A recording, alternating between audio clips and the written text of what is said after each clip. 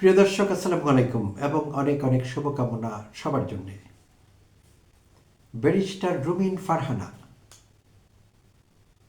নানা কারণে বিতর্কে থাকতে পছন্দ করেন বা বিতর্কের মধ্যেই আছেন তিনি। ব্রাহ্মণবাড়িয়ার 2 আসন, যেটি সরাইল, আশুগঞ্জ এবং বিজয়নগরের একাংশ নিয়ে গঠিত, সেই ব্রাহ্মণবাড়িয়ার 2 আসন থেকে মনোনয়ন প্রত্যাশী ছিলেন তিনি বিএনপি থেকে, কিন্তু সেটি হয়নি। ব্রাহ্মণবাড়িয়া 2 থেকে বিএনপি জোটের প্রার্থী জমিয়তে উলামায়ে ইসলাম বাংলাদেশের কেন্দ্রীয় সহসভাপতি মাওলানা জুনায়েদ আল হাবিব সেই ব্রাহ্মণবাড়িয়া 2 আসনটি থেকে মনোনয়ন পেয়েছেন বিএনপি জোটের। রুমিন ফারহানার ভাগ্যে জোটেনি নমিনেশন, তো তিনি বিদ্রোহী হয়েছেন এবং স্বতন্ত্র থেকে নির্বাচন করবার সিদ্ধান্ত নিয়েছেন। আর এরই প্রেক্ষিতে বিএনপির নীতি নির্ধারক মহল রুমিন ফারহানাকে দল থেকে বহিষ্কার করেছে গত 30 ডিসেম্বর। বাট রুমিন ফারহানা জোরে সোরেই নির্বাচনী মাঠে আছেন, নির্বাচনী কার্যক্রম পরিচালনা করছেন স্বতন্ত্র প্রার্থী হিসেবে, এবং দলকে একরকম চ্যালেঞ্জের মুখে রেখেছেন তিনি। গণমাধ্যমে আজও বলছিলেন যে দল থেকে তাকে বারবার ফোন করে বলা হচ্ছে তাকে মন্ত্রিত্ব দেওয়া হবে, তিনি যাতে স্বতন্ত্র প্রার্থী হিসেবে নির্বাচন না করেন এবং বিএনপির সঙ্গে একটি রফায় যান, এরকম কথা তিনি বলেছেন। তো রুমিন ফারহানা খুব বেশি দিন আগের কথা না, জাতীয় নাগরিক পার্টির দক্ষিণাঞ্চলীয় মুখ্য সমন্বয়ক হাসনাত আবদুল্লাহকে অমার্জিত ভাষায় আক্রমণ করেছিলেন, খুবই অমার্জিত। আমি সেটি উচ্চারণ করতে চাই না, খারাপ লাগবে আমার উচ্চারণ করতে। কাউকেই এমন কথা বলতে হয় না। রুমিন ফারহানা হাসনাতকে নিয়ে কথা বলেছিলেন, তো এমনকি হাসনাতের ফিজিক্যাল ফিচার নিয়ে পর্যন্ত কথা বলেছিলেন, যেটি হাস্যকর, অগ্রহণযোগ্য এবং নিজেকে ব্যারিস্টার দাবি করেন এমন একজন মানুষের কাছ থেকে সেটি তো প্রত্যাশা করাই যায় না, কোনোভাবেই না। তো তিনি সেটি করেছেন। বাট আমরা লক্ষ্য করেছি বয়সে তরুণ এবং অ্যাংরি ইয়াংম্যান খ্যাত হাসনাত আবদুল্লাহ চমৎকারভাবে বিষয়টি হ্যান্ডেল করেছেন। রুমিন ফারহানার সে অসভ্য মন্তব্যের বিপরীতে হাসনাত আবদুল্লাহ চরম সহনশীলতার পরিচয় দিয়েছিলেন এবং তাকে রুমিন আপা বলে সম্বোধন করেছিলেন। তো পরবর্তীতে অবশ্য রুমিন ফারহানা হয় দলীয় চাপে, না হলে গণসমালোচনার কারণে একটি অ্যাপোলজি দিয়েছিলেন হাসনাতের জন্য।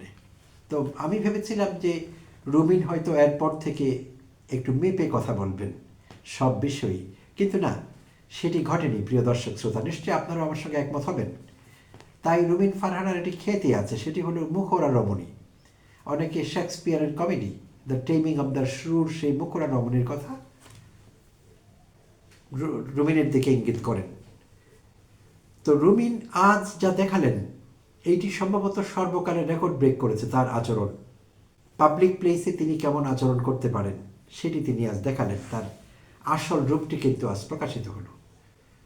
তো আজ শনিবার তার নিজ নির্বাচনী এলাকায় সরাইল উপজেলার নোয়াগাঁও ইউনিয়নের ইসলামাবাদ গ্রামে তিনি উঠান বৈঠক করছিলেন। হ্যান্ড মাইক হাতে নিয়ে তার নেতাকর্মীরা সঙ্গে ছিলেন, যদিও এইটি করা এখন নিষিদ্ধ। এখন পর্যন্ত 22 জানুয়ারির আগে নির্বাচনী কার্যক্রম পরিচালনা করা, প্রচার চালানো আইন অনুযায়ী নিষিদ্ধ। তো অনেকেই সেই নিষেধাজ্ঞা অমান্য করছেন এখানে ওখানে। তো আমরা যতদূর জানি, খোঁজখবর রাখছি, তাতে করে যেখানে সম্ভব হচ্ছে ম্যাজিস্ট্রেটের উপস্থিতিতে, পুলিশের উপস্থিতিতে ম্যাজিস্ট্রেট গিয়ে পরিস্থিতি নিয়ন্ত্রণ করছেন, তাদেরকে বাধা দিচ্ছেন, আচরণবিধি লঙ্ঘনের দায়ে কাউকে কাউকে জরিমানাও করছেন। চলছে কিন্তু এটি বেশ কিছুদিন থেকে এটি চলছে। তো রুমিন ফারহানা উঠান বৈঠক করছিলেন ইসলামাবাদ গ্রামে। তো সেখানে নির্বাহী ম্যাজিস্ট্রেট শাহরিয়ার হাসান খান কিছু পুলিশ সদস্য নিয়ে হাজির হন এবং রুমিন ফারহানাকে এইসব কার্যক্রম পরিচালনা করতে নিষেধ করেন। এক পর্যায়ে নির্বাহী ম্যাজিস্ট্রেট শাহরিয়ার হাসান খানের সঙ্গে রুমিন ফারহানার তর্ক বিতর্ক শুরু হয়। তো সেইটি অবিশ্বাস্য ছিল। নিশ্চয়ই আপনারা অনেকেই দেখেছেন, ভিডিওটি ভাইরাল হয়েছে, না দেখবার কোনো কারণ নেই।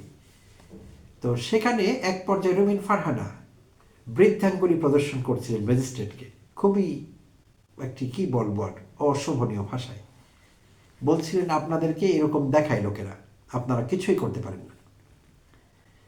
তো তার দেহভঙ্গি, তার জেস্টার, তার পোস্টার, তার অন্যরকম। এটি আসলে না দেখলে বোঝা যাবে না বিষয়টি কি।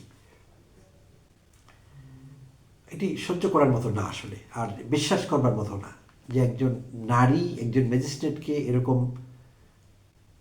আচরণ তার সঙ্গে করতে পারেন। শুধু তাই না, তাকে হুমকি দিলেন, তাকে বললেন this is the last time I am warning you.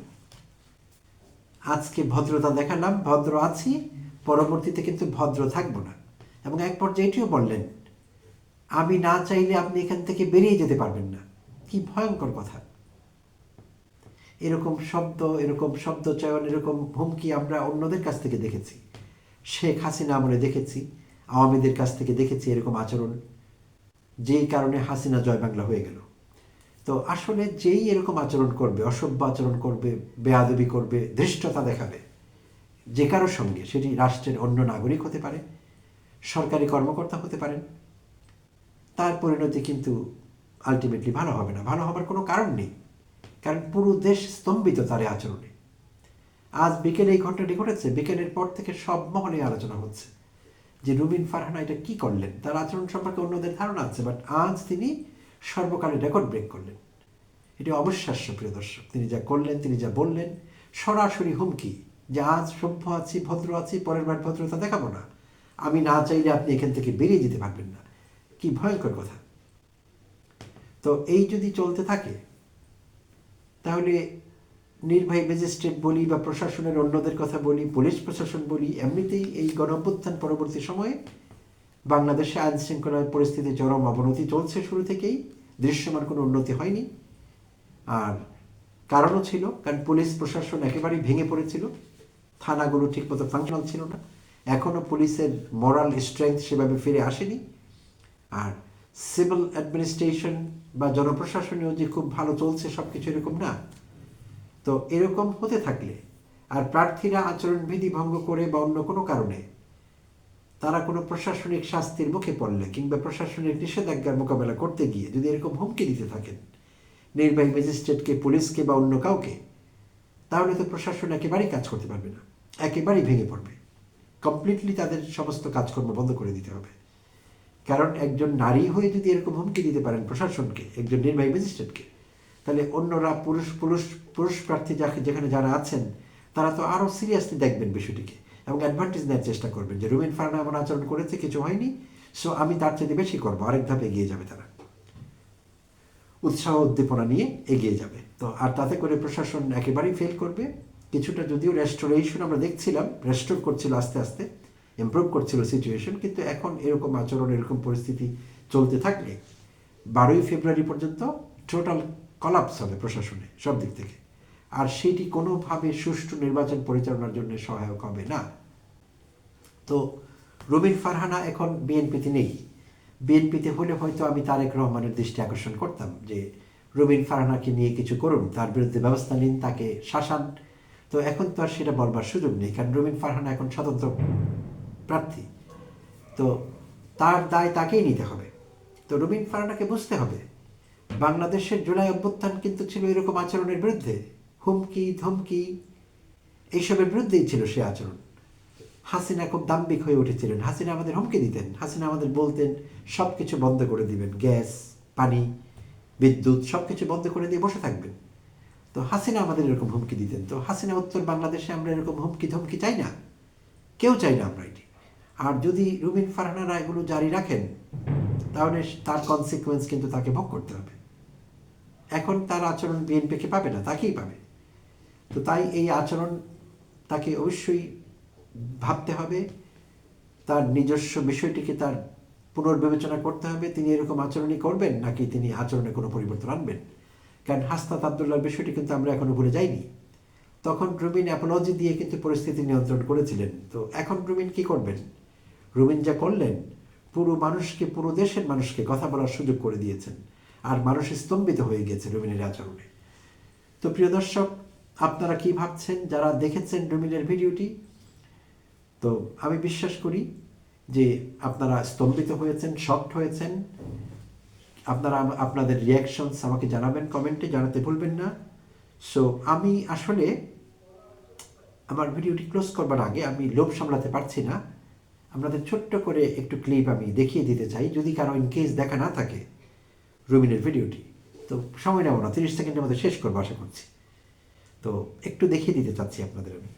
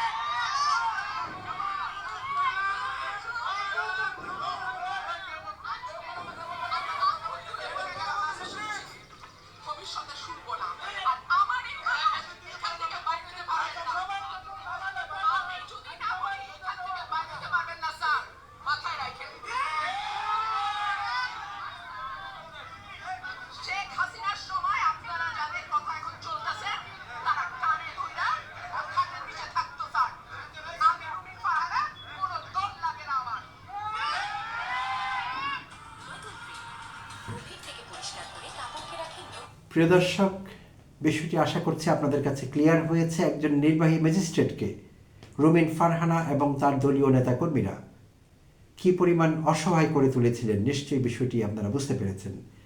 তো আসলে এমন বিষয়ের নিন্দা না জানিয়ে কোনো উপায় নেই। আমি সর্বান্তকরণের নিন্দা জানাচ্ছি রুমিনের এই আচরণের। সো আজ এই পর্যন্তই। ভালো থাকবেন, সুস্থ থাকবেন এবং সবাইকে শুভরাত্রি। আবারও কথা হবে অন্য কোনো এপিসোডে।